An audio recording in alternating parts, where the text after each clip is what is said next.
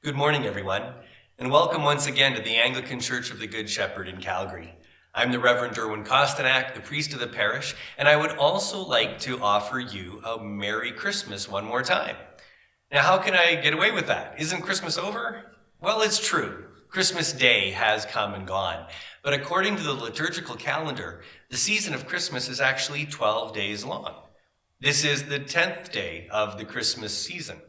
You might recall that there's a song that goes along with that. On the 10th day of Christmas, my true love gave to me, right? This is where it comes from. The Christmas season ends this Wednesday, January 6th, which will be called the Epiphany, according to the church calendar. So until then, we are still exploring the theme of Christmas, the theme of the Incarnation, contemplating what it means that Jesus Christ was born to us. And so on this second Sunday after Christmas, that is what we will continue to do. And so I'm glad you're tuned in this morning, and I invite you now to listen as we hear the readings and then as we explore a theme in our sermon this morning.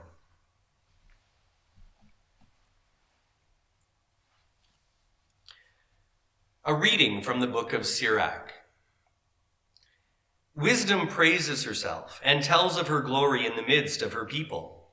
In the assembly of the Most High she opens her mouth, and in the presence of his host she tells of her glory. I came forth from the mouth of the Most High, and covered the earth like a mist. I dwelt in the highest heavens, and my throne was in a pillar of cloud. Alone I compassed the vault of heaven, and traversed the depths of the abyss. Over waves of the sea, over all the earth, and over every people and nation I have held sway. Among all these I sought a resting place. In whose territory should I abide? Then the Creator of all things gave me a command, and my Creator chose the place for my tent. He said, "Make your dwelling in Jacob, and in Israel receive your inheritance. Before the ages, in the beginning, he created me, and for all the ages I shall not cease to be. In the holy tent I ministered before him, and so I was established in Zion. Thus in the beloved city he gave me a resting place, and in Jerusalem was my domain. I took root in an honored people, in the portion of the Lord, his heritage." Hear what the Spirit is saying to the church.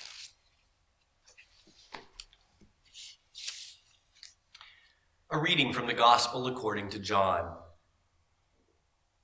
In the beginning was the Word, and the Word was with God, and the Word was God. He was in the beginning with God. All things came into being through him, and without him not one thing came into being. What has come into being in him was life, and that life was the light of all people. The light shines in the darkness, and the darkness did not overcome it. There was a man sent from God whose name was John. He came as a witness to testify to the light, so that all might believe through him. He himself was not the light, but he came to testify to the light. The true light, which enlightens everyone, was coming into the world. He was in the world, and the world came into being through him, yet the world did not know him. He came to what was his own, and his own people did not accept him. But to all who received him, who believed in his name, he gave power to become children of God, who were born not of blood or of the will of the flesh or of the will of man, but of God. And the Word became flesh and lived among us. And we have seen his glory, the glory as of a Father's only Son, full of grace and truth. John testified to him and cried out, "This was he of whom I said, 'He who comes after me ranks ahead of me because he was before me.' From his fullness we have all received grace upon grace. The law indeed was given through Moses. Grace and truth came through Jesus Christ. No one has ever seen God. It is God the only Son, who is close to the Father's heart, who has made him known." The Gospel of Christ.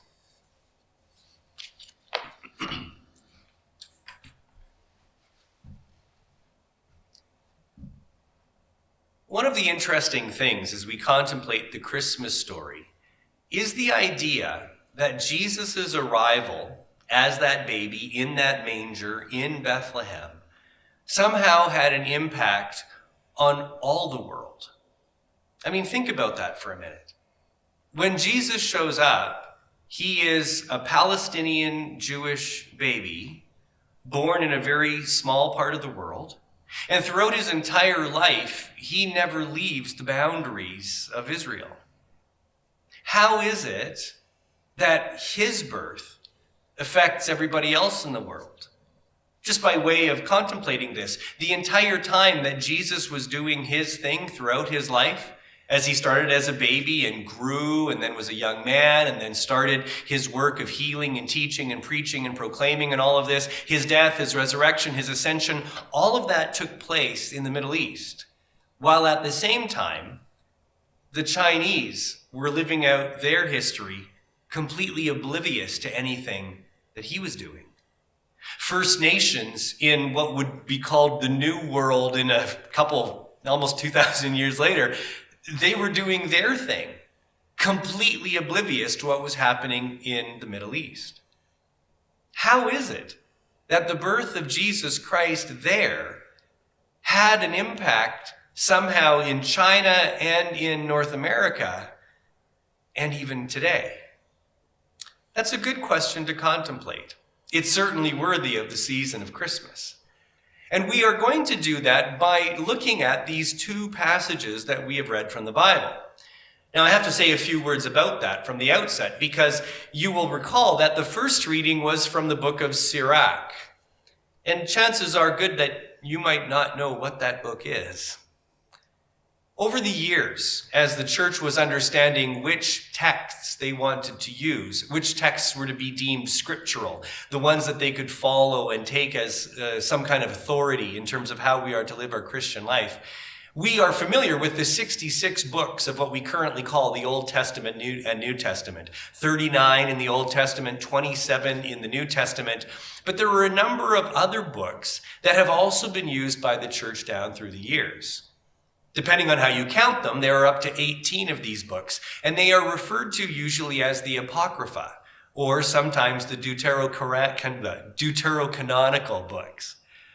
These books, in various combinations, are still held to be scriptural by the Roman Catholic Church and by the Orthodox churches.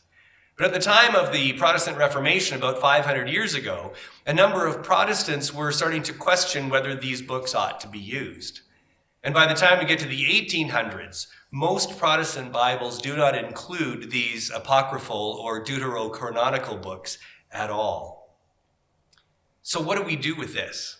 Well, the Anglican Church chose to take a position that they recognize the value of these books, though they don't give them, the Anglican Church doesn't give them the same weight as the other 66 books in the Bible.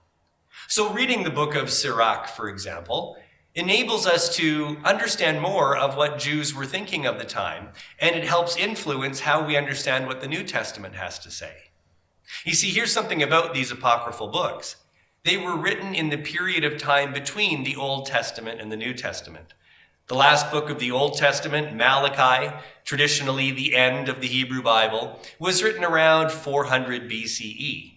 And of course, the New Testament opens up with the Gospels and the life of Jesus about, well, we usually go with the year 0. Didn't really happen then, but probably 4 BCE. But nevertheless, there's about a 400-year span where we don't have the things that are traditionally called scripture by Protestants. But the Jews didn't stop writing things down. They didn't stop contemplating what they had learned from before. They didn't stop thinking about the Torah and how it applies to them. And so a number of books were written in this period of time. And that's where the Apocrypha comes from. And so the Book of Sirach is a book about wisdom. It is carrying on the wisdom tradition of the Hebrew Bible. And so there is something for us to learn from it, even if we don't see it in the same way as the other scriptural passages. So having said that, what was it that we heard from Sirach this morning? Well, as I just mentioned to you, we heard a continuation of the wisdom tradition in the Hebrew Bible. The 39 books of the Old Testament contain a great number of genres of literature, and a number of these are wise sayings. Perhaps the key beginning of this tradition was with King Solomon. You might recall that King Solomon was one who was given the opportunity to ask for anything from God, whatever he would like, fame, riches, whatever, and he chose wisdom. And God complimented him for making such a wise choice. And as a result, Solomon became known for his wisdom all around the known world. He began to say things that had a profundity associated with them, and these were collected into a book called Proverbs. Proverbs chapter 8 in particular highlights for us the importance of the pursuit of wisdom. Wisdom is personified in chapter 8, and it is spoken of as though wisdom was calling out to Israel, calling out to the people of Jerusalem, saying, I'm right here among you, I'm standing at your street corners, when are you going to pay attention to me?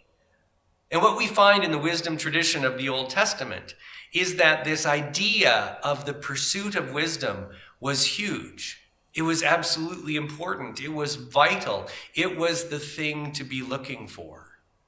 And so whether you're reading Psalms or Proverbs or Ecclesiastes or the Song of Songs, all of it falls under that category. The pursuit of wisdom, the understanding of the importance of wisdom, was a very significant theme for the ancient Israelites. And this understanding continued during this intertestamental period that I just described. And so a man named Joshua ben Sirach, Joshua the son of Sirach, and this is where we get the name Sirach for short, continued that contemplation. Whoever the author actually was, he carried on with those thoughts and wrote again about wisdom. And in chapter 24, which is what we heard this morning, he once again wrote of wisdom being personified as a female in this case, Lady Wisdom, she is sometimes referred to. And here wisdom is being described as being something that was there at the beginning with God. That wisdom was actually part of the creative process. Wisdom came from the very mouth of God. And in the teaching of Sirach, we find being delivered to its Jewish audience this understanding that wisdom was not only essential and important, and not only was wisdom personified as it was in Proverbs chapter 8, but even more than that, there was an anticipation that wisdom might even be embodied somehow. It would reside in Jerusalem. It would set up shop, as it were, in the capital city of the Israelites. And so what we learn from this passage is this understanding of wisdom was continuing to be developed over those years. And when Jesus arrives, when the first Christmas comes, we start to see this theme of wisdom continuing on throughout his life. We are told when he is very young that Jesus grew in wisdom and in stature and in favor with God and people. It's said on a couple of occasions that he continued to grow and develop in wisdom. Even at the age of 12, we see him answering with wisdom to the teachers in the temple. And then when he begins his ministry and begins to talk about the kingdom of God, the kingdom of heaven, and the things that he would do, wisdom would always be part of the package. His famous Sermon on the Mount, you could say, would be an extension of the wisdom tradition of the Old Testament. He would say, you have heard that it was said, but I say to you. And what he would have to say would take everything to another level beyond what had been understood before. When Jesus would be criticized about the things that he did and said, sometimes he would answer by saying, look, wisdom is proved right by her actions. So he's making an appeal to wisdom as justification for what he was doing. What we find in the Incarnation, what we find in Jesus, the Jewish Messiah, having arrived and doing what he did and saying what he said, we see him becoming the very embodiment of this wisdom that is so often spoken of in the Hebrew Bible and in the Hebrew intertestamental literature.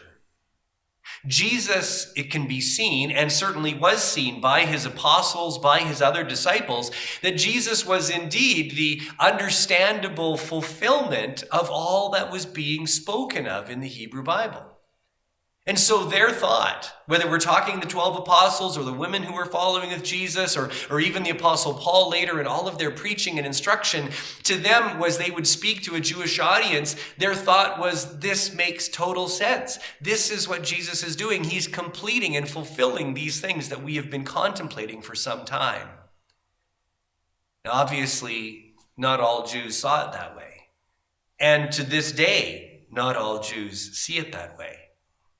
But we can see that from the very beginning, these other Jewish men and women understood Jesus to be the fulfillment of this concept of wisdom that they were to pursue. And so Christmas makes sense in that way. Jesus makes sense in that Jewish context. Now, my opening question this morning had to do with what difference Christmas makes for everybody else. Having contemplated what I just said, we could see, Jesus, this Palestinian Jew, is born in Bethlehem and he does his thing in Israel and then he does these amazing things and says he's amazing. It makes sense that, we can see how Jesus connects the dots there for the Jews. But we still have that question, how on earth does Jesus connect any dots whatsoever for everybody else? Well, this is where our second reading comes into place. The Apostle John, whose name is put on this book, we don't know if the Apostle John wrote all of this himself or if there were some followers of his. It kind of doesn't matter. Let's just call him John for now. He opens his gospel using something called a prologue that has remarkable parallels to Sirach 24. But whereas Sirach 24 is talking about wisdom, John is talking about something else. You might recall the first words. In the beginning was the Word, and the Word was with God, and the Word was God. Well, what's that all about? Well, the word there that is translated word is this Greek word called logos. And what John is doing in this prologue, following the pattern of Sirach 24 and talking about wisdom, he is now using a similar form to talk about this thing called logos. Logos was a Greek philosophical concept that emerged with a guy named Heraclitus in about 500 BCE. And then after him, this concept was continued to be developed and thought about by Plato and Aristotle and the Stoics. By the time Jesus comes around, there has been quite a concept about logos and what it means. So now, what does logos mean? Well, it certainly means word, which is the way it's translated in the Gospel of John, but that is an insufficient definition. There's so much more there. The idea of the logos is that the logos would be the ground of being for all things. It could be translated the reason behind something, the word that is spoken, certainly. It is the essence of what is. To put it in another way, if you were to recognize something as being blue, the logos would be the blueness of the blue, if that makes sense. Or to look at it another way, if you've got a dog over here, the dogginess of the dog is its logos. What is it that makes a dog beyond the fact that it has a physiological structure of a certain way? So logos has to do with the essence of things. This is what the Greeks were thinking about. This is where they were going in their philosophical thought. Now understand, this Greek philosophical approach is being done completely outside of Judaism. It is being conducted completely outside of any notion of the Torah or the knowledge of Yahweh, the God of Israel. Anything that is being revealed about God to the Jews is not really at the fingertips of these Greek philosophers. And yet they come upon a concept that actually, there's something to be said for that. This idea of there being this essence of being at creation. The Greeks would go on to say that the Logos was not only present with the divine, but indeed was a mechanism by which things were put into place. That the Logos was indeed something that not only accounts for the nature of things, but continues to uphold things and inspire things and cause life of things to happen. By the time John writes his gospel, about 70 years have passed in the life of Jesus. And by this time, the gospel message is going out to far more people than just Jews, but is going out to Gentiles as well. Some translations of the Bible refer to them as the Greeks. The Greek culture was so pervasive then, even under the Roman Empire, Greek philosophy and culture was huge. And so the idea was that there were two kinds of people in the world, those who were Jewish and those who were not. There were Jews and Greeks, Jews and Gentiles. And now the church is going out to speak to people who are not Jews.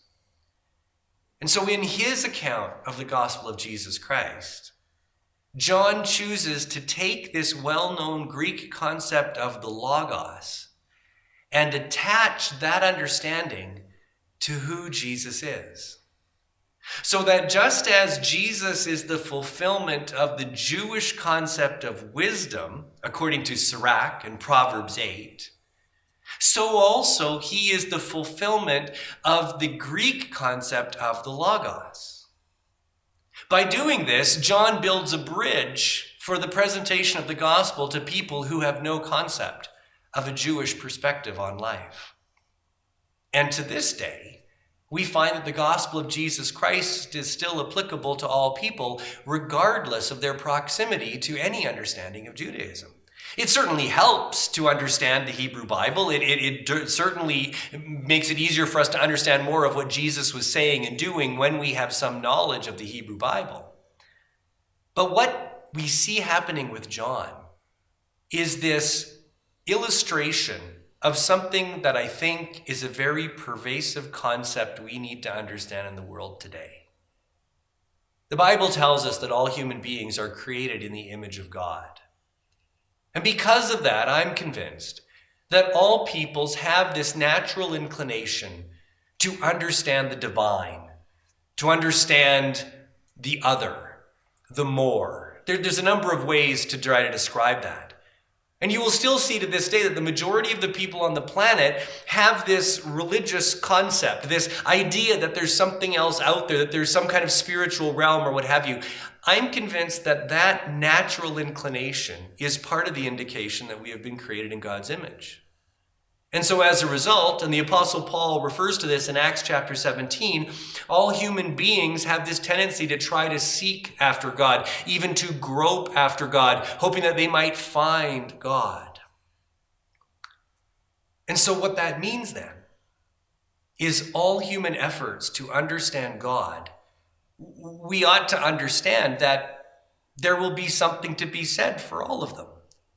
That people will be hitting upon something. People will be grabbing a concept that actually makes sense, that fits. Just as the Greek concept of logos does not appear in the Hebrew Bible at all, and even though Heraclitus and those that came after him were contemplating this outside of any revelation of God, the God of Israel, Yahweh, they nevertheless were onto something. And John is able to say, guess what? You're on the right track, and let me show you how Jesus fulfills what it is that you've begun to understand. What I'm suggesting to you is this. If there was a gospel being written to the Chinese of Jesus' day, or to the First Nations of Jesus' day, it wouldn't surprise me at all if those gospels would begin from the context of that Chinese thought or that North American First Nations thought. And basically say, you're onto something here. Let me show you how Jesus fulfills what you've already come to understand. Yes, there is a great spirit who has put all things together. There is that circle of life of which we take part. But when Jesus showed up, albeit in this tiny area of the world called Palestine, he brought about something that embodies what it is that people are exploring and seeking to know about the divine.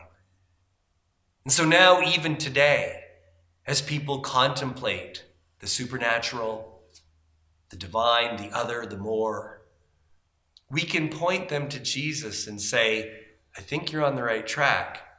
Let me show you how Jesus embodies some of those things you've been talking about.